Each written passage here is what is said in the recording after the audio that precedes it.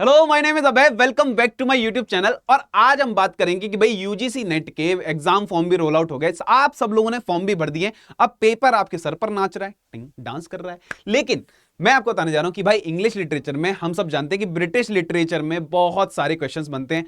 अगर आप पेपर का एनालिसिस करेंगे, जो कि मैंने किया है, तो आप देखेंगे कि हर बार 18 से 20 क्वेश्चंस यहां से बनते हैं, जिसका मतलब है कि आपके पास 36 टू 40 मार्क्स तो ब्रिटिश लिटरेचर से पक्के हो जाते हैं।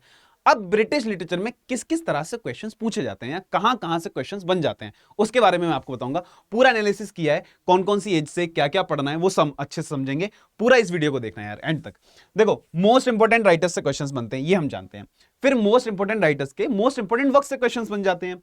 फिर उसके बाद लिटरेरी मूवमेंट से, अब लिटरेरी मूवमेंट एक ऐसा पोर्शन है जिसे यूजुअली बच्चे इग्नोर करके चले जाते हैं। बिल्कुल इग्नोर मत करके जाना, क्योंकि 7 to 8 क्वेश्चन लिटरेरी मूवमेंट अपने आप के अपने अंदर लेकर चलता है। तो यहां से 7 to 8 क्वेश्चंस बन जाते हैं, लिटरेरी मूवमेंट से क्वेश्चंस बनते हैं। देन आपसे ओपनिंग और क्लोजिंग लाइन पूछ लेगा पोइट्री सोनेट्स के अंदर। फिर लिटरेरी टर्म से क्वेश्चंस बनते हैं कि भाई किसने ये टर्म स्टार्ट की थी, किसने किसने इस टर्म के बारे में बात करी, इसे किसने पॉपुलराइज किया, वो सारी सारी बातें। फिर उसके बाद हम बात करते हैं क्रोनोलॉजी का। अब ये सरदर्द लेके घूमते रहो कि भाई क्रोनोलॉजी क्रोनोलॉजी क्रोनोलॉजी, तो शायद मेरे पास इसका सोल्यूशन है। और क्रोनोलॉजी से हम देखते हैं कि बहुत सारे क्वेश्चंस बनते हैं, ठीक है।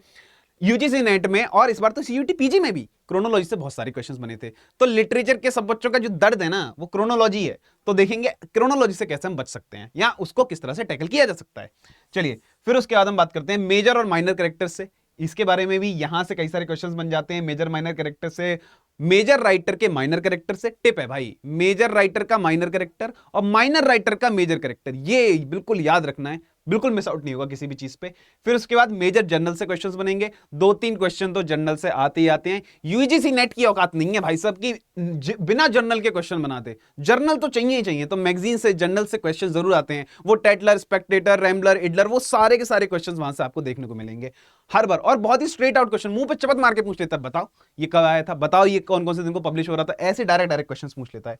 क्रिटिकल एसेस, कौन कौन राइटर उसके अंदर लिख रहे थे। फिर उसके बाद हम बात करते हैं क्रिटिकल एसेस के बारे में। अब क्रिटिकल एसेस के बारे में बात करें तो भैया यहां से डायरेक्ट क्वेश्चंस बन जाते हैं, क्रिटिसिज्म वाले क्वेश्चंस बन जाते हैं। और एक और बहुत अच्छी चीज है यहाँ पे, अनसीन पैसेज में आपको देखने को मिलेंगे क्रिटिकल एसेस, ठीक है। तो अनसीन पैसेज में जो हम कॉम्प्रिहेंशन वाला पोर्शन पढ़ रहे होते हैं ना, वो क्रिटिकल एसेज ही होते हैं भाई साहब। फिर उसके बाद हम बात करते हैं इन्फ्लुएंस और इंटरटेक्चुअलिटी, कि भैया प्रीक्वल इस वर्क का, सीक्वल इस वर्क का, इस वक्त में इस वाली बुक का रेफरेंस दिया हुआ है। तो इस तरह से हम देखते हैं ब्रिटिश लिटरेचर के अंदर ये वो सारे फॉर्मूलाज हैं जहां से क्वेश्चन सेटअप होते हैं, ब्रिटिश लिटरेचर के अंदर पूछे जाते हैं। अब क्या सोल्यूशन है उसके बारे में बात कर लेते हैं। ब्रिटिश लिटरेचर, कहने को तो ब्रिटिश लिटरेचर है इतना छोटा शब्द, पर उसके अंदर इतनी सारी एजेस आती हैं, जिसमें कि मोस्ट इंपॉर्टेंट एजेस के बारे में बात करें तो रेस्टोरेशन से लेके पोस्ट मॉडर्न, पर ऊपर वाली एजेस के साथ किस तरह से डील करना है उसके बारे में भी मैं बात करूंगा, ठीक है। चलिए, अब देखो एंग्लो सेक्शन एज है। अब एंग्लो सेक्शन एज में बिल्कुल यार पिन पॉइंट चीजें कि भाई एंग्लो सेक्शन एज में इससे ज्यादा या इससे कम पढ़ने की जरूरत नहीं है। इतना पढ़कर जाओ, यहां से क्वेश्चन बनेगा ही बनेगा, उससे ऊपर नीचे कुछ है ही नहीं। एंग्लो सेक्शन है, क्या है, बहुत सीधी सीधी बात है। एपिक पोइट्री चल रही थी, पढ़ लिया, उसमें क्या क्या, बियोवुल्फ आता है, हर बार आता है कहीं मैचिंग में, और सीधे सीधे क्वेश्चन पूछ लेगा। तो बियोवुल्फ आता है, कुछ नहीं पढ़ना है, थीम पढ़ के चले गए, उसकी क्या क्या थीम है, थीम से क्वेश्चन पूछ लेगा। कैरेक्टर से क्वेश्चन पूछ लेगा, और कैरेक्टर भी ऐसे नहीं कि बहुत सारे, सिंपल बेसिक जो लीड कैरेक्टर्स हैं, बियोवुल्फ, ग्रेंडल, ग्रेंडल की मदर, मॉन्स्टर, वो सारे क्वेश्चंस यहां से पूछे जाते हैं। लिटरेरी फीचर, अलिट्रेशंस वगैरह, ये उस टाइम पे यूज किए जाते थे। तो एंग्लो सेक्शन में बियोवुल्फ सबसे ज्यादा मोस्ट रिस्पेक्टेड वर्क है भैया, यहां से क्वेश्चन आता है। राइटर का पता नहीं कौन लिख कर गया था, तो ये सारी चीजें आपको इस तरह से पढ़ के जानी है। एंग्लो सेक्शन में बियोवुल्फ देखा हमने, ठीक है। फिर उसके बाद में एपिक में देख लिया। और कौन सी तरह की पोइट्री से लिखी जा रही थी उस टाइम पे, तो एलिजिक पोइट्री लिखी जा रही थी। एलिजिक पोइट्री में अब जितना बियोवुल्फ से डायरेक्ट क्वेश्चन आता है, उतना इन वर्क से डायरेक्ट क्वेश्चन नहीं आता है, ठीक है। लेकिन अगर आप जा रहे हैं, अगर आप बिल्कुल शॉर्ट करना चाहते हैं कि भाई मुझे नेट नहीं, मुझे तो जेआरएफ ही चाहिए, तो जेआरएफ इन वर्क से जरूर मिलेगा भाई, ये पढ़कर जाओ। The sea for a wanderer, wife's lament, Deor's lament, ये वर्क से, ये जो ये पोइट्रीज है, यहां से कोई ना कोई क्वेश्चन मैचिंग वाइज पूछ लिया जाएगा पक्का। यहां से एंग्लो सेक्शन एज में इन पे जरूर नजर बनाकर जानी है, ठीक है। चलिए नेक्स्ट हम देखें कि और क्या क्या एंग्लो सेक्शन में पढ़ के जा सकते हैं, जो बेसिक बेसिक आइडिया हम लेके जा सकते हैं। बहुत डूबना नहीं है, लेकिन ये पढ़कर जाओ। रिलीजियस पोइट्री में कैडमन, कैडमन के हिम्स पढ़ के जाने हैं कि भैया वो क्या गाते थे, कैसे गाते थे, क्या क्या उनके हिम्स थे, वो सारी चीजें पढ़ के जानी है। और ये जैसे मैंने यहाँ पे कुछ कुछ की पॉइंट डाल दिए हैं आपको, यहां से भी आप नोट बना सकते हैं कि क्या है, first non English religious poem, English religious में पहली नोन पोएम है, ये आपने देख लिया। यहां से ऐसे क्वेश्चन बिल्कुल डायरेक्ट आपसे पूछ लेगा कौन सी है, और आपको पता नहीं होगा, नंबर लूज हो जाएंगे। The dream of the rood, यहां से क्वेश्चन आता है भाई, रूड की हाइट पूछ रखी थी एक बार तो, ठीक है, तो यहां से क्वेश्चन आता है, ठीक है। चलिए एंग्लो सेक्शन में इतनी सारी चीजों से यहां से क्वेश्चन बन जाता है। और मैंने यहां पे एक छोटा सा बता रखा है, पूरा समराइज कर रखा है एंग्लो सेक्शन एज को, कि एंग्लो सेक्शन एज में हमने देखा बियोवुल्फ हो गए, वो रिलीजियस पोइट्रीज हो गई, और फिर एलिजिक पोइट्रीज हो गई, वो सारी सारी चीज हो गई। पर उनको पूरा का पूरा एक मिक्सचर, एक रसना का जूस बना कर दूं तो क्या हो जाएगा। क्विक रिवीजन टिप ये है कि बियोवुल्फ को पढ़ लेना, सी फारर और ड्रीम ऑफ द रूड, इन सब चीजों को पढ़ के थोड़ा नजर मार के इन पे चले जाना, एंग्लो सेक्शन का काम हो जाएगा, कोई दिक्कत नहीं है। राजा वाजाओं के बारे में थोड़ा सा पढ़ लेना और आसान हो जाएगा। चलिए एंग्लो सेक्शन अच्छे समझ में आता है कि एंग्लो सेक्शन में क्या क्या पढ़ना है। अब मेन बात कर लेते हैं चौसर साहब की। फादर आ गए हैं भैया, पापा जी। तो कैंटरबरी टेल्स चौसर का सबसे इंपॉर्टेंट वर्क है, कैंटरबरी टेल्स। अब इसको डिटेल में पढ़ के जाना, कौन कौन सी कहानी पढ़ के जानी है उसके बारे में मैं बात कर लेता हूं। अगर आप इस पेपर पे एम करके जा रहे हैं कि मुझे ये पेपर क्रैक करना है, तो बिल्कुल इस बात से बिल्कुल एकदम मतलब श्योर शॉट होकर जाइए कि मैं कैंटरबरी टेल्स को लूज नहीं कर सकता हूं। यहां से क्वेश्चन एक दो जरूर बनेगा ही बनेगा, और आप वो लूज नहीं कर सकते क्योंकि इजी है। आपको एक चीज का पता है कि यार यहां से क्वेश्चन बनना है, फिर क्यों नहीं पढ़ना, तो पढ़ के जाना है। कौन कौन सी टेल है, मैंने यहाँ पे पूरी शॉर्टलिस्ट कर रखी है टेल्स, ये पूरा पेपर एनालिसिस किया है। उसके बाद मैंने देखा कि लगातार इन्हीं टेल्स से क्वेश्चंस बनते हैं, तो मैंने सोचा कि बता देते हैं भैया आपको। द मिलर्स टेल से क्वेश्चन, फिर उसके बाद वाइफ ऑफ बाथ टेल्स। अच्छा, इनके कैरेक्टर्स भी पढ़ के जाना, वो कैसा दिखता था, कैसे बात करता था, कैरेक्टर्स के बारे में पढ़ के जाना, उनका कैरेक्टराइजेशन बहुत जरूरी है। पार्टनर्स टेल और the wife of Bath tale के तो अलग अलग रेफरेंसेस भी हमारे पास लिटरेचर में बहुत सारे हैं, इसलिए भी बहुत ज्यादा इंपॉर्टेंट हो जाती है। फिर नन प्रीस्ट टेल, ये सारी की सारी टेल्स कैंटरबरी टेल के अंदर हमें पढ़ के जानी है, ठीक है। उसके बाद और बहुत बहुत बेसिक बेसिक चीजें जो हम कैंटरबरी टेल्स के बारे में जाते हैं कि कितने लोग गए थे वहां पे, कैंटरबरी कितने सारे लोग जा रहे थे, और कौन कौन सी कहानी, कितनी कहानी सुनानी थी उन लोगों को, तो वो तो बहुत बेसिक क्वेश्चंस हैं। पर मैं आपको बता रहा था कि डिटेल वाइज अगर आप कुछ पढ़ के जा रहे हैं तो ये जो सारी टेल हैं, इन टेल पे जरूर नजर बना के जाना, कैरेक्टराइजेशन समझ के जाना, स्टोरी समझ के जाना, इनकी लाइन्स पढ़ कर जाना, ठीक है। अमोर विंसी करके जो एक लाइन आती है वो जरा ध्यान रख के जाना, ऐसे ही डायरेक्ट पूछ लेगा आपसे, ठीक है। उसके बाद अदर इंपॉर्टेंट वर्क्स में देखा जाए, जो चौसर के अदर इंपॉर्टेंट वर्क्स भी पूछ लेगा, क्योंकि कैंटरबरी टेल हम सबको पता है कि कैंटरबरी टेल से तो क्वेश्चन पूछेगा, पर अदर वर्क्स क्या हो सकते हैं उसके बारे में बात कर लेते हैं। टॉलिस एंड क्रिसेड यहां से क्वेश्चन पूछ लेगा। The book of the duchess, यहां से क्वेश्चन पूछ लेगा, कुछ नहीं पूछेगा ऐसा, अंदर से तो कुछ पूछने वाला है नहीं, वही पूछेगा कि ड्रीम विजन, ये सारी चीजें बेसिक बेसिक कैसे लिखा गया था, बस इतनी सी बात है। First major poem elegy for the Blanche, अब ये यहाँ पे ये एक रेफरेंस दे रखा है मैंने यहाँ पे कि एलिजी फॉर द ब्लांच, अब ये वाइफ ऑफ जॉन गॉन्ट के लिए लिखा गया था, कि उनकी रिक्वेस्ट पे उन्होंने लिखा था, तो वाइफ ऑफ जॉन गॉन्ट के लिए लिखा गया था। इस तरह की चीजें मुझे लगा कि बुक ऑफ डचेस किसके लिए लिखा गया था, तो यहाँ से क्वेश्चन बन गया। ये आपको पता होना चाहिए, स्टोरी में ज्यादा घुसने की जरूरत नहीं है, पर ये की एलिमेंट्स, की पॉइंट्स आपको जरूर पता होने चाहिए, ठीक है। उसके बाद हम बात करते हैं नेक्स्ट। अब यहाँ पे देख रहे हैं, ओके हाँ, तो अब हम यहाँ पे देख रहे हैं अदर इंपॉर्टेंट वर्क्स में द हाउस ऑफ फेम, ये बहुत ही शानदार वर्क है, ये भी ड्रीम विजन है। चौसर के सारे वर्क्स कुल मिलाकर ड्रीम विजन ही है, कैंटरबरी टेल्स को छोड़ के। फिर उसके बाद parliament of fools, allegorical dream vision, birds choosing mates, early Valentine, ये जो वैलेंटाइन वाला जो हम देख रहे हैं ना आज के टाइम पे कि मोहब्बत हो जा रही है, 14 फरवरी कितनी ही दिल तोड़ती है कमबख्त फरवरी, यूं ही नहीं लोगों ने इसके दिल घटाए हैं। अच्छा, ये एक हमने शायरी याद आ गई गलती से, तो बर्ड्स चूजिंग, अब ये जो वैलेंटाइन वाला पूरा कॉन्सेप्ट है वो यहाँ पे बात करी गई थी। हो सकता है क्वेश्चन पूछ ले आपसे कि भाई पहली बार वैलेंटाइन वाली चीज कहां पे बात करी गई थी, तो इसमें बात करी गई थी पार्लियामेंट ऑफ फूल्स पे, ठीक है। चलिए अब हमने ये देख लिया कि चौसर से क्या क्या पढ़ के जाना है, चौसर से कैंटरबरी टेल डिटेल में पढ़ के जाना है, बाकी सारे वर्क्स पे उनके की पॉइंट्स पे नजर मार के जानी है, पढ़ने मत बैठ जाना, सर दर्द हो जाएगा। लिटरेचर में बहुत आगे है, चौसर बालक हैं, मतलब वैसे तो फादर साहब हैं, लेकिन क्वेश्चन पेपर में बालक की तरह ही पूछे जाते हैं, 2 ही क्वेश्चन या फिर एक क्वेश्चन उनसे बनता है। चलिए अब चौसर यहां पे खत्म नहीं हो रहे हैं, लोग हो गए इन्फ्लुएंस, इंस्पायर कि अरे चौसर को हमने पढ़ लिया, चौसर की तरह ही लिखेंगे, अब चौसर का नाम चल गया। तो 15वीं सेंचुरी में क्या हुआ था, कुछ स्कॉटलैंड के लोग थे, स्कॉटिश चौसरियन कहलाने लगे, जैसे चौसर लिखते थे बिल्कुल वैसे ये भी लिख रहे थे। चलो कौन कौन से लोग थे, यहां से इक्का दुक्का क्वेश्चन जरूर बनता है, अगर चाहिए मार्क्स तो पढ़ना पड़ेगा दोस्त। देखो कौन कौन से हैं, यहां पे मैंने पूरा का पूरा नाम दे रखा है, विलियम डनबर क्वेश्चन बन जाता है यहाँ पे, ठीक है। रॉबर्ट हेंडरसन, उनके मैंने वर्क्स भी दे रखे हैं कि ये वर्क्स आप पढ़ के जाना। The Testament of Cresseid, Moral Fables, और दूसरी चीज ये और कि जब ये सारे जो राइटर्स है ना, इनको क्रोनोलॉजी में भी पूछता है वो बैठकर। अगर आपसे यहां से क्वेश्चन नहीं पूछ रहे ना, आप सोच रहे हो यार स्कॉटिश चौसरियन से क्वेश्चन नहीं पूछेगा, बिल्कुल नहीं पूछेगा, लेकिन क्रोनोलॉजी में आ जाओगे फिर क्या करेगा, तो क्रोनोलॉजी भी जरूर देख के जाना। द किंग स्क्वायर, ये क्वेश्चन आ जाता है, ठीक है। तो इस तरह के और मैचिंग में आपको देखने को मिलेगा, ठीक है। उसके बाद हम देखते हैं नेक्स्ट स्लाइड पे चलते हैं। देखिए अर्ली रेनाइसेंस, अब हमने देख लिया, चौसर वाली बात कंप्लीट कर ली, एंग्लो सेक्शन वाली बात कंप्लीट कर ली। मैंने बिल्कुल ऐसे डिटेल में बना रखा है कि यार इस एज से ना यही सारी चीजें पूछेगा, इसलिए बहुत जरूरी है ये वीडियो। और नोट डाउन कर लो, स्क्रीनशॉट ले लो, जो भी मन कर रहा है समझ लो बस क्या क्या है। अब हम देखते हैं रेनेसेंस से, अर्ली रेनेसेंस में क्या क्या चीजें थी, डार्क एज चल रही थी, क्या क्या हो रहा था भैया, है अमेरिका खोज निकाला था लोगों ने, प्रिंटिंग प्रेस व्रेस छपवा दी थी। अब हम देखते हैं क्या हो रहा था। सर थॉमस मोर यूटोपिया, यहां से क्वेश्चन बनता ही हर बार है। कितना इनका मतलब नेट का फेवरेट क्वेश्चन क्या है कि यूटोपिया से पूछेगा ईयर बता दो, क्या पब्लिशिंग ईयर है, 15-16 ईयर बता दो, तो ईयर आपसे पूछ ही लेगा। तो जरूरी नहीं है कि यार यूटोपिया पढ़कर जाना है, उसकी की पॉइंट्स आपको पता होनी चाहिए, ठीक है। इसीलिए मैंने यहां पे ये हर एक चीज लिख रखी है। जॉन स्केलेटन सटायरिकल पोइट्री, ये पढ़कर जाओ, देख कर जाओ इसको, मतलब इनके की पॉइंट्स आपके पास पता होने चाहिए। विलियम टिंडल फर्स्ट इंग्लिश ट्रांसलेशन इन्होंने लिखी थी, उसको जरा देख के जाओ। और बाइबल वाले क्वेश्चंस ना, एक चीज है बिल्कुल लिखी लिखाई है, आप समझ लो, डायरेक्ट क्वेश्चन पूछा जाता है मैगजीन से और बाइबल से, वहां से क्वेश्चन जरूर आएगा कि पहली बाइबल, फिर उसका ट्रांसलेशन, फिर सारी की सारी चीजें। तो बाइबल से और मैगजीन से क्वेश्चन बनते ही बनते हैं, बिल्कुल फ्री के नंबर है। अगर आप पैटर्न, अगर आपने पेपर एनालिसिस किया है तो, नहीं किया है तो आप मेरी वीडियो तक आ चुके हैं, अब कोई दिक्कत की बात ही नहीं है। एलिजाबेथन एज के बारे में अपन लोग बात करते हैं, ठीक है। एलिजाबेथन एज में क्या चल रहा था, पोइट्री, ड्रामा, प्रोज, खूब भाई रिच, एकदम मजेदार सब चीजें चल रही थी। यहां पे कौन कौन है, sir Philip Sidney, Astrophel and Stella, ठीक है, डिफेंस ऑफ पजी, यहां पे क्रिटिसिज्म भी देखने को मिलेगा, सारी चीजें देखने को हमें मिलेंगी। सर फिलिप सिडनी बहुत ही ज्यादा इंपॉर्टेंट है। प्रोस्टिट्यूट करके एक प्रोस्टिट्यूट करके एक वर्ड है, वो एल्केमिस्ट या वोल्पोन करके किसी कोई सा तो वर्क है जहां पर हमें देख, अच्छा वो बेन जॉनसन का रुके, सॉरी, हाँ। तो Philip Sidney, Astrophel and Stella, ये आपको देखने को मिलेगा। डिफेंस ऑफ पजी जो इनका क्रिटिसिज्म वाला वर्क है वो आपको देखने को मिलेगा। बेन जॉनसन के बारे में भी बात करेंगे। एडमंड स्पेंसर, इनके वक्त से क्रोनोलॉजी पूछी जाती है, लिख लो यहां पे, इनके वक्त से क्रोनोलॉजी आपसे पूछेगा ही पूछेगा, ठीक है। फेरी क्वीन से क्वेश्चन पूछ ही लेगा, तो यहां पे लिखा हुआ है, आपको कहीं जाने की जरूरत ही नहीं है। Astrophel and Stella, Edmund Spenser, Faerie Queene, ये पढ़ के जाओ, बात खत्म। बहुत सारे वक्त हैं ऐसे तो करने के लिए, लेकिन बस इतनी सी बात है।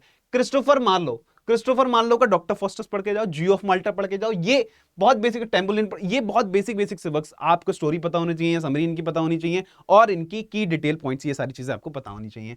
फिर विलियम शेक्सपियर के तो मेजर ट्रेजेडीज पढ़ के जाओ, सोनेट्स पता होनी चाहिए, बस ये सारी, और ओपनिंग लाइन, क्लोजिंग लाइन ये पता होनी चाहिए। शेक्सपियर से ना अभी सीयूईटी पीजी में क्या हुआ था ना, शेक्सपियर से सीयूईटी पीजी में इतनी 2 क्वेश्चंस लगातार उन लोगों ने पूछ रखे थे क्रोनोलॉजी बेसिस पे, कि शेक्सपियर के वर्क दे रखे हैं, उन्हें क्रोनोलॉजी बेसिस पे लगा दो। तो क्रोनोलॉजी वाला थोड़ा सा जो माइंड है, वो जो परेशानी है वो समझ रहे हो ना, कि कैसे कैसे सॉल्व हो सकती है, ऐसे से सॉल्व हो सकती है। आप एनालिसिस करते रहिए लगातार एक रजिस्टर पर बैठकर, कि कौन सा ऐसा राइटर है जहां से लगातार क्रोनोलॉजी में क्वेश्चन पूछ रहा है। उन सारे राइटर्स की एक लिस्ट बना लीजिए और काम कर लीजिए, याद कर लीजिए भैया, रट लीजिए, रट्टा मान लीजिए। प्रोज में सिडनी, द डिफेंस ऑफ पजी, जैसे मैंने बताया था, जो मैं यहां पे बात कर रहा था वही मैंने यहां पे लिख रखा है, समझा रखा है, ठीक है। चलिए नेक्स्ट देखते हैं। अब हमने रेनेसेंस एज के अंदर हम देख रहे थे, अब मैं क्या बता रहा था आपको, कि मेरा काम यहीं तक भी खत्म हो जाता, कि मैं आपको बता देता कि भाई इस एज के अंदर मैं आपको ये राइटर बता रहा हूं और उसका वर्क बता रहा हूं, खत्म। लेकिन जो बच्चे दिक्कत कर देते हैं, जो बच्चे गलती कर देते हैं, वो ये चीज है भाई, लिटरेरी मूवमेंट्स को पढ़कर नहीं जाते। और लिटरेरी मूवमेंट्स और बिना क्रिटिसिज्म के ना ब्रिटिश लिटरेचर कभी कंप्लीट ही नहीं हो सकता है। ये जरूर पढ़ते हुए जाना है कि कहां से कौन कौन से मूवमेंट उस टाइम पे घट रहे थे, क्यों राइटर्स मेटाफिजिकल बन गए, क्यों राइटर्स कैविलियर बन गए, यूनिवर्सिटी बिट्स क्या था, यूनिवर्सिटी बिट्स की वजह से क्यों ड्रामा शुरू हुआ। और ये जो है ना बिल्कुल फ्री के मार्क्स हैं, यूनिवर्सिटी बिट्स के मेंबर्स बता दो। कैसी बातें कर रहे हो, यूनिवर्सिटी बिट्स के मेंबर नहीं पता है, पागल हो क्या, पढ़ के जाओ। यूनिवर्सिटी बिट्स के सीधे सीधे क्वेश्चन पूछ ले रहा है, बहुत आसानी। स्कॉटिश चौसेरियन, अभी बात करी थी कि ऐसे कुछ चौसर के कुछ ऐसे भक्त बन गए थे जो उनकी तरफ वक्त लिखते थे, ठीक है। Comedy of humours, mass, son of man, तो ये बहुत सारे लिटरेरी मूवमेंट्स हैं। और लिटरेरी मूवमेंट्स हर एक एज में बहुत सारे लिटरेरी मूवमेंट्स होते गए, इनको पढ़ने का बहुत आसान तरीका है यार, हैं तो ये बहुत सारे, इस बात पे मैं बिल्कुल भी डिसएग्री नहीं करूंगा, लेकिन बहुत आसान है। आप बिल्कुल ऐसे कुछ कुछ इन पे निमोनिक्स बना लेंगे ना, बहुत ही आसानी से आपको याद हो जाएंगे। और कुछ नहीं पूछेगा, कौन मेंबर था, कब शुरू हुआ, क्या रीजन था, क्या रिएक्शन है, किसका रिएक्शन है, बस यही 3 से 4 क्वेश्चन डायरेक्ट आपसे पूछ लेगा, फ्री के मार्क्स, बिल्कुल फ्री के मार्क्स। तो ये नोट डाउन जरूर कर लो कि रेनेसांस एज में कौन कौन से लिटरेरी मूवमेंट्स हैं, ठीक है, डन, ये समझ में आता है। चलिए अब हम लोग बात करते हैं, थोड़ा आगे बढ़ जाते हैं, जैकोबियन एज की तरफ चले जाते हैं। और जैसे जॉन मिल्टन, लिखने को तो मैं स्लाइड पे बहुत कुछ लिख सकता था, लेकिन जॉन मिल्टन देख के मेरा दिल रुक गया। तो जॉन मिल्टन के सबसे इंपॉर्टेंट वर्क लिसिडस, एरिपेगेटिका, कॉमस, यहां से क्वेश्चंस बनते हैं, ठीक है, लगातार। इन प्रीवियस रिसेंट ईयर्स में हमने देखा कि यहां से क्वेश्चंस बनते हैं। मिल्टन को आप नहीं छोड़ के जा सकते, मिल्टन को आपको डेडिकेटेडली पढ़ के जाना पड़ेगा। और कौन कौन से राइटर हमें देखने को मिलते हैं, तो यहां पे मैंने पूरा बना रखा है कि भाई कैविलियर पोएट का यही पूछ लेगा आपसे, मैचिंग में पूछ लेगा एक तो कैविलियर पोएट के बारे में, दूसरा मेंबर्स पूछ लेगा कैविलियर पोइट्स के कि कौन कौन से मेंबर थे, तो ये सारी सारी पूरी लिस्ट है। इनका एकाधिकाध वर्क आप जरूर इनका एकाधिकाध वर्क जरूर आप देखते हुए चले जाना। मैं बार बार हकला जा रहा हूं, पता नहीं क्या हो जा रहा है। चलिए फिर उसके बाद मैं बात करूं मेटाफिजिकल पोएट, तो मेटाफिजिकल पोएट को भी देखते हुए चले जाना। ये वो सारे सारे मेंबर्स हैं, इनके कुछ कुछ वर्क्स हैं, उनको जरूर देखते जाना। और यहां पे एक नाम आपको दिखाई दे रहा होगा, जॉन डन। यहां पर आप लूज नहीं कर सकते, यहां पर आपको जितना हो सके उतना ध्यान देकर जाइए, क्योंकि डन साहब नहीं मानते बिना पढ़ाई करे, ठीक है। तो यहां से क्वेश्चन बनता है, डन से क्वेश्चन बनता है, कैविलियर मेटाफिजिकल के डायरेक्ट मेंबर्स भी पूछ लेता है, ठीक है। और डन से क्वेश्चन बनेगा तो पढ़कर जाइएगा। फिर उसके बाद हम लोग बात करते हैं रेस्टोरेशन एज के बारे में। अब रेस्टोरेशन एज से देखो इतने सारे राइटर और बहुत ही इंपॉर्टेंट राइटर हैं, ये सब आप जानते हो, लेकिन क्वेश्चन कहां से बन जाएगा? राइटर से तो क्वेश्चन बनेगा ही बनेगा। और आपसे क्या पूछ सकता है? पूछेगा भैया इसका पॉलिटिकल सिनेरियो बता दो कि बैकग्राउंड में क्या चल रहा था। और इतना इंटरेस्टिंग है ना भाई, आपको ऐसा लगता है मैं मूवी देख रहा हूं बैठ के, अरे ये राज आ गया, पीरियड ये सब रेस्टोरेशन मोनार्की वगैरह सब सेटअप हो रही है, आप पूरे हो जाते कि यार ये क्या चल रही है जिंदगी। तो इसका बैकग्राउंड समझ रहे हो, बैकग्राउंड जरूर पढ़ के जाना है इसका, और बहुत इंटरेस्टिंग भी है, और पढ़ के जरूर जाना है क्योंकि वहां से क्वेश्चन बनेगा। अब ड्राइडन के वर्क के बारे में बात कर लेना, क्रिटिसिज्म के कुछ इनके वर्क्स हैं, पापा हैं क्रिटिसिज्म के, मतलब फिर पोप वोप जोनाथन स्विफ्ट वगैरह सब हमको देखने को मिलेंगे। तो Absalom MacFlecknoe, Annus Mirabilis and Essay on Dramatic Poesy, ये क्रिटिकल वर्क्स जो क्रिटिकल एसेज हैं वो मैं आपको बता रहा हूं। तो ये यहां से क्वेश्चंस बन जाते हैं, हर बार क्वेश्चन बन जाते हैं। ईयर पूछ लेगा, क्रोनोलॉजी पूछ लेगा, ये जरूर पढ़ के जाइए। अब ऐसे राइटर्स है ना, ड्राइडन की, डन की क्रोनोलॉजी अगर आपसे पूछ ले रहा है और आप फिर ये क्वेश्चन फिर ये शिकायत लेकर बैठे हैं मन के अंदर कि यार लिटरेचर का पेपर तो बहुत टफ है, मुझे तो ये क्रोनोलॉजी वाला क्वेश्चन नहीं आया, फिर यार आपकी गलती है, क्योंकि डन, ड्राइडन, मिल्टन ऐसे राइटर्स की क्रोनोलॉजी नहीं छोड़ी जा सकती है, शेक्सपियर की क्रोनोलॉजी नहीं छोड़ी जा सकती, वहां से क्वेश्चन बनेगा ही बनेगा। हाँ, ये जरूर देखा जाए कि जितना ये राइटर इंपॉर्टेंट है ना, उतनी ही रेस्टोरेशन एज इंपॉर्टेंट है। इस चीज को समझा जाए, उसका बैकग्राउंड समझा जाए, वो बहुत इंपॉर्टेंट है। चलिए नेक्स्ट स्लाइड पे चलते हैं और देखते हैं कौन कौन राइटर और है। तो ड्राइडन भाई बहुत बड़े नाम थे, और बाकी बहुत सारे बड़े बड़े नाम यहां पे दे रखे हैं। अलेक्जेंडर पोप, पोप नहीं है तोप है ये, तो pope by the rape of the lock, और उन्होंने एपिस्टल टू डॉक्टर अर्बर्ट नॉट करके एक वर्क लिखा है, बहुत इंपॉर्टेंट क्रिटिकल वर्क्स है। क्रिटिसिज्म, मारा खींच के मुंह पे चपत, बिल्कुल बंदूक हाथों से बंदूक चला दे रहा है ये आदमी लिखते लिखते। जिसने को थोड़ी सी चूचपड़ करी ना, मतलब थोड़ा सा बोला कि अरे मैं उल्टा बोल दूंगा आपको, मुंह पे चपत, करियर खा जाता था ये आदमी, छोड़ता नहीं था, बर्बादी। सैमुअल जॉनसन से गलती ये हो गई थी एक बार कि उन्होंने अलेक्जेंडर पोप को क्रिटिसाइज कर दिया। वो तो अच्छा हुआ कि अलेक्जेंडर पोप की तबीयत खराब थी, बुखार में चल रहे थे, इसलिए सैमुअल जॉनसन का करियर बच गया, वरना सैमुअल जॉनसन करियर नहीं बचता, खा जाता ये आदमी रख के। तो रिप्लाई नहीं दे पाए थे इसलिए, वरना एक बार अगर किसी ने, पोप ने किसी को क्रिटिसाइज कर दिया ना, फिर वो वर्क्स लिखना छोड़ देता। ऐसा डर, ऐसा माहौल बना रखा था, ठीक है। तो अलेक्जेंडर पोप बहुत ही जरूरी है। रेप ऑफ द लॉक तो बहुत ही नेक्स्ट लेवल पे जरूरी हमारे पास टेक्स्ट है, उसको जरूर पढ़ के जाइएगा। फिर जोनाथन स्विफ्ट, जोनाथन स्विफ्ट को पढ़ के जाइए। गुलिवर ट्रेवल्स हम सबने देखी है, जजंतरम ममंतरम, ऐसे ही है क्या पता नहीं, तो जनंतरम ममंतरम हम सब लोगों ने देख रखी है। जोनाथन स्विफ्ट को पढ़कर जाएं, और ये जरूर देखते जाएं सैमुअल जॉनसन का डिक्शनरी, लिटरेरी क्रिटिसिज्म वाले काफी सारे वर्क्स हैं, इनको देखते जाएं यार। ये क्रिटिसिज्म वाले पोर्शन पे ना बहुत ही मोस्ट इंपॉर्टेंट वाला पोर्शन है, क्रिटिसिज्म में यहाँ पे छोड़ कर नहीं जा सकते आप कुछ भी।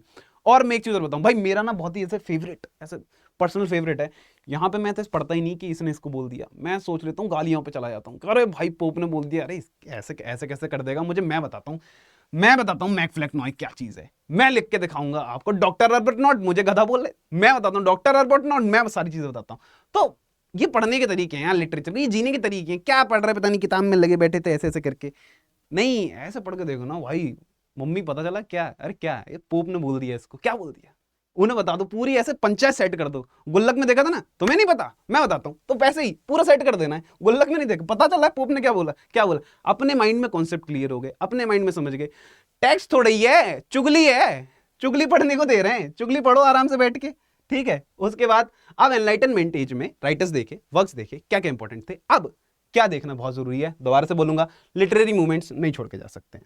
लिटरेरी मूवमेंट्स में देखो जरा, कॉमेडिया डेलार्टे, किटकैट क्लब, वही किटकैट क्लब, वही मतलब जो चॉकलेट, नहीं भाई ये वो वाला नहीं है, दूसरा है, ठीक है। स्क्रिबर्स क्लब, ग्रेवयार्ड पोएट्स, यहां से क्वेश्चन बनेंगे, यहां से क्वेश्चंस बनते हैं, ठीक है। यहां ये वाला पोर्शन जरूर आप देख के जाइएगा, ग्रेवयार्ड पोएट्स को आप नहीं छोड़ के जा सकते हैं, ठीक है। ट्रांजिशनल पोएट्स, ये सारे सारे वो मूवमेंट्स हैं जो आपको जरूर पढ़ के जाने हैं, बिल्कुल भी किसी भी तरह से नहीं छोड़ के। हो सकता है यार एक बार को कॉमेडी डेलार्टे से क्वेश्चन ना पूछे, पर मैंने डाल दिया, ठीक है। लेकिन अगर आप ग्रेवयार्ड पोएट्स को छोड़ के जा रहे हो, फिर आप गलती करके जा रहे हो यार, फिर आपको नहीं करनी चाहिए, ठीक है। तो पढ़कर जाना है हर एक एज के अंदर, हर एक एज के अंदर, एक सेकंड कुछ गलती हुई क्या, हाँ, हर एक एज के अंदर कौन से इंपॉर्टेंट लिटरेरी मूवमेंट है वो मैंने पूरी एक लिस्ट बना के दी है कि इस एज को डिस्कस कर लिया, फिर लिटरेरी मूवमेंट्स के पास पहुंच गए, फिर राइटर को उसके वर्क्स को डिस्कस कर लिया, फिर लिटरेरी मूवमेंट्स के पास पहुंच गए। तो समझो यार बड़ी मेहनत लगी है मुझे। चलो रोमांटिक एज के बारे में बात कर लेते हैं। रोमांटिक एज, पहले तो मुझे लगता था रोमांटिक एज वही प्यार मोहब्बत वाली है, फिर पता चला पेड़ फूल पत्ती वाली रोमांटिक एज है, और बहुत ही मस्त मस्त चीजें इसमें आपको देखने को मिलेगी। जो क्रिटिसिज्म का जो रौला था ना वो यहाँ भी खत्म नहीं होता है। वर्ड्सवर्थ कॉलरिज आपस में लड़ाई कर ले रहे हैं किसी किसी बातों पे, तो वैसे तो बहुत अच्छे दोस्त बने घूम रहे हैं लेकिन लड़ाई कर ले रहे हैं। फिलहाल देखते हैं कि वर्ड्सवर्थ के क्या क्या लिरिकल बैलेड्स प्रिल्यूड, इन वर्क्स को मत छोड़ के जाओ, ये इन वर्क्स से तो वर्क, इन वर्क्स से तो क्वेश्चन आता ही आता है, लगातार लगातार क्वेश्चन आता है प्रिल्यूड से, मतलब। और वो उनकी फेमस लाइन से क्वेश्चन आ जाता है कि poetry is the spontaneous overflow of powerful emotions, वो जो लाइन है वहां से क्वेश्चन आ जाता है। तो इस बार भी आया हुआ था CUT-PG में, मैं अभी पेपर एनालिसिस कर रहा था बैठ के, तो मैंने देखा कि भैया उसके अंदर भी वो चीज दे रखी है, तो हर बार वहां से क्वेश्चन आता है। पढ़कर जाइए, देखकर जाइए, लिरिकल बैलेड्स प्रिल्यूड्स इनको मत छोड़कर जाइए, यहां से क्वेश्चन बनता है। शैली कीट्स एसटी कॉलेज को मत छोड़ के जाइए, कुबला खान वहां से क्वेश्चन बनता है, rhyme of the ancient manner वहां से क्वेश्चन बनता है, तो देख के जाना है, पढ़ के जाना है। और वर्ड्सवर्थ और कॉलेज भले से इतने तगड़े दोस्त एक दूसरे के, लेकिन लड़ाइयां हो गई इन दोनों के बीच में। कॉलेज को तो मतलब लोग फैन थे कॉलेज के, ओ सॉरी वर्ड्सवर्थ के तो लोग फैन थे, कॉलेज के भी फैन थे, मैं तो कॉलेज का ही फैन हूं, तो वर्ड्सवर्थ के तो लोग फैन थे और फ्रेंच रिवॉल्यूशन के लिए इंस्पायर हो गए कि फ्रेंच रिवॉल्यूशन देखेंगे, वर्ड्सवर्थ ने आवाज उठाई है। लेकिन फिर पता चला बिक गए वहां पे हैं, वहां पे थोड़े से रुपए मिले, बोले तुम्हें नेशनल पोएट बना देंगे, आ जाओ हमारी तरफ, हमारी पार्टी में, बोले चले चलने। कई सारे राइटर्स ये जो PB शैली वगैरह नाराज हो गए, बोले कि यार कितना घटिया आदमी है, तो उससे हम लोग इंस्पायर हुए थे, 4 रुपयों के चक्कर में तू बिक गया वहां पे। A handful of money and a ribbon stick to his coat, we lost our leaders, ये लाइन बोली गई, ठीक है। तो ऐसे याद रखना है यार कि बताओ ऐसा हो गया था, क्या पता वर्ड्सवर्थ बिके नहीं बिके, मैं तो उनको बिका हुआ ही मानता हूं, ठीक है। तो ऐसे पढ़ते हुए चलना है, ठीक है। तो वर्ड्सवर्थ कॉलेज, अब वर्ड्सवर्थ ने क्या बोला कि वर्ड्सवर्थ, अब भाई साहब पता नहीं नशा पत्ती कर रहे थे, पता नहीं क्या कर रहे थे, वर्ड्सवर्थ कह रहे थे कि सुनो ये पोइट्री और प्रोज में कोई अंतर नहीं होता है, पोइट्री प्रोज एक ही भाषा होती है। कॉलेज बोले कि भाई तू सुन, तू मेरा दोस्त है वाली बात ठीक है, पर तू दिमाग से पगला वगला गया है, क्या चक्कर है। मैं कह रहा हूं कि न्यूज़पेपर पढ़ने में और कविता गाने में कोई अंतर ही नहीं मान रहा है भाई। प्रोज और पोइट्री में रिदम का अंतर होता है, टोन का अंतर होता है, वो मेट्रिकल लाइंस फॉर्म होती है उनका अंतर होता है, कैसी बातें कर रहा है। तो ऐसे अगर पढ़ लिया ना, ऐसे समझ लिया ना कि लिटरेचर क्या है, तो कैसे भूल जाओगे यार एग्जाम में। ऐसी ऐसी बात है, मैं मान ही नहीं रहा हूं कि आप भूल सकते हो लिटरेचर को अगर आप सही तरीके से पढ़कर जा रहे हो तो, ठीक है। तो वर्ड्सवर्थ कॉलेज हमने देख लिया, यहाँ कौन कौन से वर्क, शैली, कीट्स, बायरन, इन सबको। और शैली का तो मतलब शैली यूनिवर्सिटी से लात मार के निकाल दिया। नेसेसिटी ऑफ एथेइज्म करके इनका एक वर्क है, एथेइज्म की जरूरत बताने कि भैया जो एथेइज्म है उसकी हमें बहुत जरूरत है। बोले कि तुम निकलो यहां से, कहां दुनिया भगवान के पीछे पागल हुई घूम रही है और तुम कह रहे हो कि हमें नेसेसिटी चाहिए एथेइज्म के लिए। तो निकाला इनको, पकड़ के बाहर निकाला। शर्तें लगा लगा के इन्होंने कविताएं लिखी हैं कि ओजीमेंडिस के लिए 3 दोस्त बैठ के शर्तें लगा रहे हैं कि चलो भाई ओजीमेंडिस पे कौन पहले कविता लिख दे। तो इनके दोस्त जीत गए इनसे, बोले कि हम पहले कविता लिख दी। शैली सोच में पड़ गए कि यार इन लोगों ने सचमुच में पहले कविता लिख दी, अब क्या करा जाए। लेकिन जब इन्होंने ओजीमेंडिस लिखा ना, मास्टरपीस बन गया। और मतलब पढ़ो यार शैली को, शैली का क्या है ना, देखो ऐसे पढ़ लिया, शैली को पढ़ लिया। दूसरा क्या, बीवी से शादी करी, एक लड़की से शादी करी, प्रेग्नेंट किया, फिर आगे मेरी शैली पे दिल, बोले छोड़ दिया, तुम जाओ यहाँ से, अब मेरी शैली से शादी होगी, नहीं मानना परिवार, भगा दिया, भगा के लेके चले गए। मैरी वोllस्टोनक्राफ्ट वो अपने ट्रॉमे में चल रही थी। तो ऐसे पढ़ के चलना है कि भाई भगा भगा के ले गए, शैली ऐसे भी काम करें। कहने को तो इतने तगड़े तगड़े राइटर्स हैं, लेकिन ये सब भी चल रहा था इनकी जिंदगी में। और जब ऐसे जिंदगी समझ ली ना, तो वक्त समझने बहुत आसान हो जाएंगे। आप उनके इंटेंशन को समझ पाएंगे कि इस वर्क को क्यों लिखा गया था, ये आपको समझ में आएगा। कॉन्सेप्ट, इमेजिनेशन, ये नेचर वगैरह सारी चीजें आप देखते हैं। गॉथिक फिक्शन, यहाँ पे मैरी शैली, फ्रैंकेनस्टाइन, यहाँ से क्वेश्चंस बन जाते हैं। इस बार भी CUT-PG के राउंड भी मैंने देखे हैं कुछ क्वेश्चन। CUT-PG का रेफरेंस में इसलिए दे रहा हूं क्योंकि अभी 3-4 दिन पहले ही वहां पे आंसर की वगैरह रिलीज की गई है, मैं उस पेपर को बैठ के एनालिसिस कर रहा था, ठीक है। तो ये सब हमने देखा रोमांटिक एज में क्या क्या हमें पढ़ के जाना है। और मैं बता रहा था, यही मैं बोलने वाला, स्लाइड में भी आ गया कि इतने बेसिक बेसिक क्वेश्चन पूछ लेगा ना आपसे, जैसे लेक पोइट्स पूछ लिए, भाई लेक पोइट्स बता दो कौन कौन से लेक पोइट्स हैं, डायरेक्ट, कुछ नहीं है अब यार, मैं इसमें क्या आपको अलग से ज्ञान दूंगा। Satanic school of poetry, satanic school of poetry इतना शानदार है, 2 राइटर बैठ के लड़ाई करने लगे हैं, 2 राइटर बैठ के लड़ाई करने लगे, बोले तुम सैटन, बोले तुम सैटन, एक दूसरे को द विजन ऑफ पोइट्री और a vision of judgement of poetry, ऐसा करके एक वर्क है। दा और आ का ही फर्क है, दा और आ का ही फर्क है, और आपस में लड़ाई कर रहे हैं, और सैटेनिक स्कूल ऑफ पोइट्री पूरा शुरू हो गया है। तो कैसे कैसे ये पूरा रिएक्शन कैसे शुरू हुआ, कैसे ये पूरा मूवमेंट शुरू हुआ, वो जब पढ़ के जाओगे ना, और वहां से क्वेश्चन पूछ लेगा आपसे, तो वो आपको पता होना चाहिए। Crockery school of poetry, dark Romantics, transcendentalism, ये सारी की सारी चीजें आपको पता होनी चाहिए। फिर से मैंने बताया कि एज है, उसके राइटर है, उसके वर्क्स हैं, वो सब हमने देखा। पर मैं एक चीज को बार बार अश्योर कर रहा हूं, लिटरेरी मूवमेंट्स नहीं मिलेगा, ये पढ़कर जाओ, देख कर जाओ, लो इसकी स्क्रीनशॉट। समझ में आ रहा है? चलो नेक्स्ट स्लाइड पे चलते हैं। अब हम लिख देखते हैं विक्टोरियन एज के बारे में बात करते हैं। विक्टोरियन एज में कितने सारे राइटर्स, इंडस्ट्रियलाइजेशन बहुत हैवी नंबर पे चल रहा है भाई, बहुत तगड़े तगड़े काम चल रहे हैं। अब यहाँ पे पूरा माहौल मचा हुआ है और यहाँ पे हमें कौन देखने को मिल जा रहा है? अल्फ्रेड लॉर्ड टेनिसन है, उनके कई सारे वर्क्स हैं, टेनिसन के बहुत सारे वर्क्स हैं। अब इतने सारे वर्क्स को मैं यहाँ पे अरेंज नहीं कर पाऊंगा, इसीलिए मैंने यहाँ पे लिख दिया अल्फ्रेड लॉर्ड टेनिसन और उनके वर्क्स पढ़ के जाइए। रॉबर्ट ब्राउनिंग को छोड़ के ही मत जाइए, मेरे तो बहुत ही पसंदीदा है रॉबर्ट ब्राउनिंग, जिस तरह के वर्क लिखते हैं। ड्रामेटिक मोनोलॉग के बादशाह, my last duchess, favourite work. क्या आदमी के उसने ईगो वीगो दिखाया है कि भैया अगर इंसान अपनी ईगो पे चढ़ गया ना तो क्या करके देगा, वो जिंदगी बर्बाद कर देगा। वो कह रहा है कि मेरी बीवी नौकर उसको गुलाब दे दे रहा, खुश हो जा रही है, बताइए मैं राजा हूं, मैं क्या करूं, मैं मुझे परेशान कर देती है कि मैं तुम राजा हो, बताओ मैं नौकर से खुश हो जा रही हूं। बोले कि मैंने मरवा दिया उसको, कि ऐसा कुछ स्पेशल में हमारा पूरा शाही खानदान वहां से चले आ रहे हैं हम लोग, और ये किसी नौकर के गुलाब देने से खुश है? नहीं नहीं नहीं, ऑल स्माइल स्टॉप टुगेदर। कह रहा है जितने भी हंसी ठहाके थे ना एक बार में बंद करा दिए। समझ रहे हो? और ये सब किसको बता रहा है? नया रिश्ता आया है बोल रहा है, उसको दिखा रहा है, अपने नए ससुर को दिखा रहा है कि देखो एक मेरी बीवी थी, मैंने उसके साथ ऐसे ऐसे किया है, अब देखो अब मैं तुम्हारी लड़की के साथ यही करूंगा। तो माय लास्ट जस्टिस, कैसे ईगोस्टिक हो जाता है इंसान अपनी चीजों को लेकर, और लोग पेट्रियार्की में कैसे ईगोस्टिक होते हैं, वो सारी चीजें ड्रामेटिक मोनोलॉग में बहुत ही शानदार तरीके से दिखाई दी हैं, वो आप जरूर पढ़ के जाइएगा। एंड्रिया डेल सार्टो करके एक और बहुत ही शानदार वर्क। तो रॉबर्ट ब्राउनिंग मैंने यहाँ पे ड्रामेटिक मोनोलॉग लिख दिया है, लेकिन इसका मतलब इतना सा नहीं है। इसका मतलब है कि भाई रॉबर्ट ब्राउनिंग के सारे वर्क्स पढ़कर जाने हैं, देखकर जाने हैं, समझ कर जाने हैं, ठीक है। फिर उसके बाद हम बात करते हैं और कैसे कैसे क्वेश्चन बनते हैं, वो जरा आप देख लेते हैं कि रॉबर्ट ब्राउनिंग से ना इस तरह के क्वेश्चन बन जाते हैं। उनका कोई वर्क दे देगा आपको, 3-4 वर्क्स दे दिए, उसमें से ऑप्शन पूछ के बताएगा कि क्या ये वर्क ड्रामेटिक मोनोलॉग है। हाँ अगर है तो भैया आपको आंसर मिल गया भैया, तो आपके क्वेश्चन बन गया। तो इस तरह के क्वेश्चन आपसे पूछ लेता है कि किस वे में इस वर्क को लिखा गया है, ठीक है। चार्ल्स डिकिंस के बारे में बताया जाए तो इनके इतनी सारी नॉवेल्स हैं ना, और इतनी सारी नॉवेल्स में चार्ल्स डिकिंस के मैं कहूंगा मेजर कैरेक्टर्स आप पढ़ के जाएंगे नहीं छोड़ सकते, समरी आप समझ के जाएंगे नहीं छोड़ सकते, पर at the same time minor characters को भूलना नहीं है, क्योंकि चार्ल्स डिकिंस से माइनर कैरेक्टर पूछे जाते हैं। थॉमस आर्डी, दुख दिखता था यार, लोग अपना जो इनका मेन हीरो है ना थॉमस आर्डी की, अगर आपने राइटिंग समझ ली ना, एक तो बहुत ही शानदार राइटर, दूसरा इतना दुख लिख देता ना, मतलब कांटे वांटे तलवार बिल्कुल शैया पे लेटा देता, भीष्म पितामह बना देता था बिल्कुल अपने हीरो को। इतना दुख कि आपकी आंखों में, दिल में, पेट में, हर जगह पे पानी पानी, आंसू ही आंसू हो जाएं। तो थॉमस आर्डी की अपनी उनकी राइटिंग समझो, और उनके जो वर्क्स हैं उनके मेजर माइनर कैरेक्टर्स को समझो, उनकी हीरोइन से क्वेश्चंस पूछे जाते हैं तो वहां से उन कैरेक्टर्स के बारे में पढ़ो, यहां से क्वेश्चंस राइज होंगे थॉमस आर्डी से, ठीक है।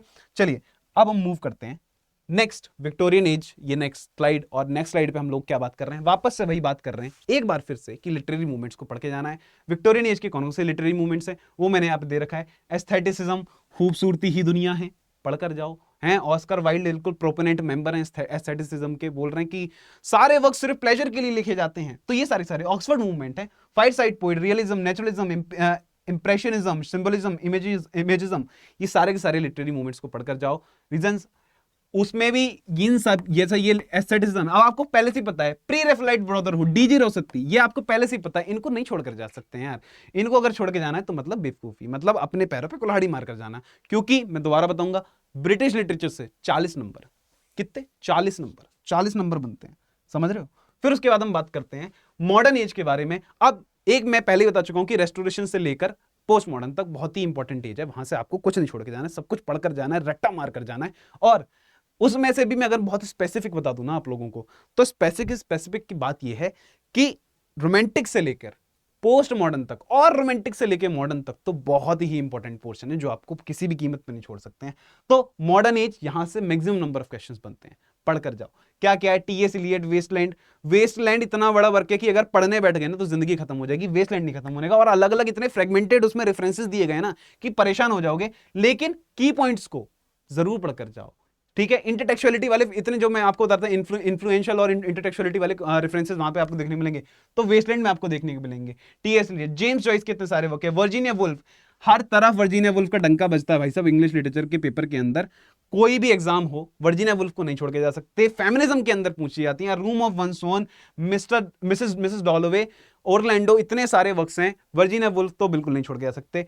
इसमें भी आपको देखने को मिलेंगी Virginia Woolf as a British writer British literature के अंदर। और फिर फेमिनिज्म की तरफ आप जब दौड़ लगा देंगे वहां भी देखने को मिलेंगी। इनका एक ग्रुप भी है जो मैं आपसे कह रहा हूं लगातार कि भाई इनका एक ग्रुप भी है। क्या नाम है उस ग्रुप का, देखो जरा यहां पर, ब्लूम्सबरी ग्रुप, ये रहा, ओके, ब्लूम्सबरी ग्रुप इनका एक ग्रुप है, वहां से क्वेश्चन आते हैं कि ब्लूम्सबरी ग्रुप में कौन कौन से मेंबर थे, तो ये और इनके पति ने जो है ब्लूम्सबरी ग्रुप को शुरू किया। यहां से हमें समझ में आता है। Rhymers Club, Irish dramatic club, WB Yeats, proponent member, ये देखकर जाओ। Auden group, Auden, WH Auden, Georgian poets, Harlem Renaissance, war poet, lost generation, नहीं छोड़ के दे सकते, इसीलिए मॉडर्न एज बहुत ज्यादा इंपॉर्टेंट है। राइटर, वर्क्स और ये लिटरेरी मूवमेंट्स, और ये वो सारे literary movements, war poet, lost generation, सीधे सीधे क्वेश्चन आपसे पूछ लेते हैं, कुछ भी इसमें अलग नहीं है, सीधे सीधे क्वेश्चन पूछते हैं। न्यू एपोकलिप्टिक्स, यहां से क्वेश्चन बने। सदर एग्रेरियन मूवमेंट, यहां से क्वेश्चन बन जाते हैं, पढ़कर जाइए, देखकर जाइए, ये सारे के सारे इंपॉर्टेंट है। अब हम लोग अंत की तरफ आ चुके हैं, एंड की तरफ आ चुके हैं, पोस्ट मॉडर्न एज के बारे में बात करते हैं। यहां पे ऑब्जर्व सब समझ में आता है, बहुत मस्त चीजें, ऑब्जर्व वर्क्स आ जाते हैं बहुत सारे। तो Samuel Beckett, Harold Pinter, Philip Larkin, Ted Hughes, Margaret Atwood, the handmaid tale, ये सारे के सारे वर्क्स हैं जहां से क्वेश्चन बनते हैं। ऐसा हो ही नहीं सकता कि मार्गरेट एटवुड से ना पूछ ले, ऐसा हो ही नहीं सकता कि इन दोनों से ना पूछे, बिल्कुल होगा ही नहीं, क्वेश्चन आएगा ही आएगा, मैचिंग में पूछ लेगा क्वेश्चन आपसे। सैमुअल बेकेट का वेटिंग फॉर गॉडोट, इसका इतने एक तो जब आप पढ़ेंगे वक्त को, मैंने जब पहली बार ऑब्जर्व वाले वक्त को पढ़ा तो मैं इतना परेशान हो गया कि यार ये क्या वर्क था, पता नहीं कैसे स्टार्ट हुआ, कैसे एंड हुआ, ये दोनों, ये लकी पोजो आपस में पता नहीं क्या बकवास बहस कर रहे हैं, क्या चल रहा है इन लोगों के में, और कह रहे हैं कि गोडो आएगा, गोडोट आएगा, गोडोट आया नहीं। एंड तक ऑडियंस बैठी रही कि गोडोट आएगा, और एंड तक नहीं आया। फिर मैंने इसके इंटरप्रिटेशंस में जाके देखा, और वहां पे एक इंटरप्रिटेशन हमको मिला कि एक्चुअल में गोडो को भगवान की तरह देखा जा रहा है, क्राइस्ट की तरह देखा जा रहा है, कि एक दिन क्राइस्ट आएंगे, भगवान आएंगे। तो वही समझ रहे हो, तो इस तरह से वेटिंग फॉर गोडो, तो इनके अलग अलग इंटरप्रिटेशंस होते हैं। मैं नहीं कह रहा हूं कि यही सही इंटरप्रिटेशन है, लेकिन मैंने पढ़ा तो मैंने आपको बता दिया कि हाँ, ऐसा मैंने एक इंटरप्रिटेशन देखा था, और मैंने तो उसको रिलेट कर दिया कि मोदी जी हैं तो अच्छे दिन आएंगे, लेकिन यूजीसी नेट का एग्जाम आ गया, अच्छे दिन आए नहीं आए पता नहीं, देखते हैं। चलिए आगे देखते हैं, नेक्स्ट और क्या है हमारे पास, नेक्स्ट स्लाइड। हाँ, तो पोस्ट मॉडर्न एज में कौन कौन से हमारे पास मूवमेंट्स आ जाते हैं, ये सारे मूवमेंट्स हैं। एपिक थिएटर को आप नहीं छोड़ के जा सकते हैं, थिएटर ऑफ क्रूएलिटी को आप नहीं छोड़ के जा सकते हैं, ये जरूर देखते हैं। एंग्री यंग मैन मूवमेंट, ये नहीं छोड़, किचन सिंक ड्रामा, ये नहीं छोड़ के जा सकते, इनके डायरेक्ट वर्क से पूछ लेगा क्वेश्चंस, कौन सा किचन सिंक ड्रामा का वर्क है, ठीक है, कौन सा कैंपस नॉवल है, वो आपसे पूछ लेगा। एंग्री यंग मैन मूवमेंट क्यों शुरू हुआ, कैसे शुरू हुआ, एंग्री यंग मैन मूवमेंट तो हमें यहां भी देखने को मिल जाता है। अमिताभ बच्चन की ये जो कुली वुली सब पिक्चर देख रहे थे, दीवार पिक्चर देख रहे थे, क्या था, एंग्री यंग मैन मूवमेंट ही तो था। तुम लोगों ने उसे हीरो बना दिया, तुम्हें पता नहीं चल रहा है कि कौन सा मूवमेंट था, ये तुमसे क्वेश्चन पूछ ले रहे हैं और तुम अपने मार्क्स गवा रहे हो। नहीं भाई साहब, ऐसा मत करिए, ये पढ़कर जाइए, बहुत ही आसान है, डायरेक्ट यहां से आंसर्स बनेंगे। ओके देन, तो यार इस वीडियो में इतना ही सब कुछ था। मैंने हर एक एज को लेकर, हर एक राइटर को लेकर, उसके कौन कौन से वर्क्स हैं उसको डिस्कस किया है, क्या क्या आपको पढ़ना चाहिए, लिटरेरी मूवमेंट्स के बारे में बताया, कैसे पढ़ना चाहिए, थोड़ा थोड़ा झलक उसकी बताइए कि ऐसे से पढ़ना चाहिए, और मैं इसके अराउंड और वीडियोस बनाऊंगा, हर एक एज को अच्छे से बैठ के डिस्कस करेंगे। तब तक के लिए इस वीडियो में इतना ही था। Thank you so much. Please hit the subscribe button, तुझे तेरी मां की कसम भाई, सब्सक्राइब तो करके जाना पड़ेगा। Like, share and subscribe. Bye bye.